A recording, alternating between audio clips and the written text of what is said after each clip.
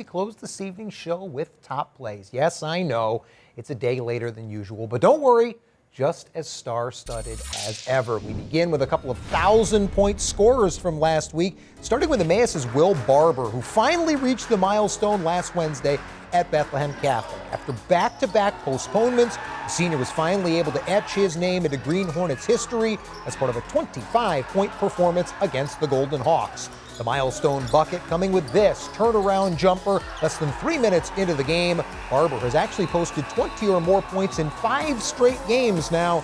Emmaus currently sits atop the District 11 6A standings. Bethlehem Catholic girls, meanwhile, are first in the 5A class, and they welcome their newest 1,000-point scorer just 24 hours later when senior guard Cece Hernandez tallied a game-high 16 points, pushing the Golden Hawks past the Hornets. The 16-point showing was her second straight. Hernandez has now reached double figures in 9 straight outings and 13 of 16 overall this winter. Congratulations to both. Easton should have a 1,000-point score within the next couple of games in Evelise Cole, but it was her teammate Corinne Carew who stole the show in last week's rivalry collision with Phillipsburg. The junior counted a game-high 16 points as the Red Rovers overwhelmed the State Liners, claiming their 6th straight in the rivalry series. After tallying 7 of Easton's 17 points in the opening quarter, the junior knocked half of the Rovers' 18 points in the third, reaching double figures for the 9th time this season.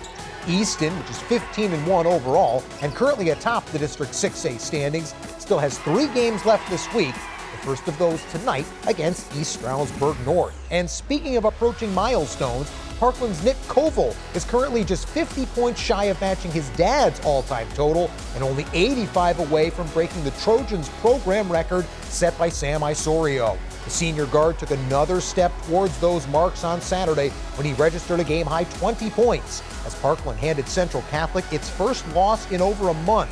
The senior guard splashed down a quartet of trays as the Trojans officially secured a spot in the District 6A tournament.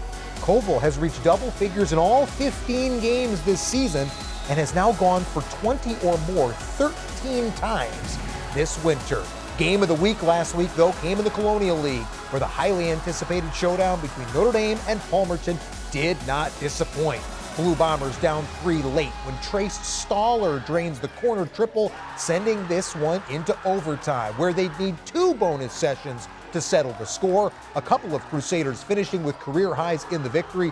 Senior Cameron Bond with a team-high 24 points, highlighted by a career-best 6 3-pointers, while fellow classmate Dane Vasallo notched a personal best 23 points in the thrilling 85-79 victory. Another career high came last week at Bangor, where junior guard Hunter McShane tallied 24 points on Thursday as the Slaters took down Southern Lehigh. McShane with pinpoint precision from the perimeter, a handful of 3-pointers on the night, including 4 in the first quarter alone. 8th time this winter that McShane has finished in double figures, but the first with 20 or more. Bangor needs just 2 more wins across its final 6 games to secure a spot in the District 5A tournament. Finally, we round out this week's edition of Top Plays over in the great state of New Jersey, where Phillipsburg's Matthew Skirbo Jr. recorded a game-high 20 points last Thursday as the State Liners swept their regular season series with Easton. That was the 3rd straight 20-point outing for the junior, who has reached double figures in 10 of 11 outings this winter. Skirbo Jr.'s night showcased the 11th graders' athleticism, highlighted by this second-quarter steal and transition jam. That before an acrobatic layup underneath. Peaburg has now won a record 10 straight games versus rival Easton.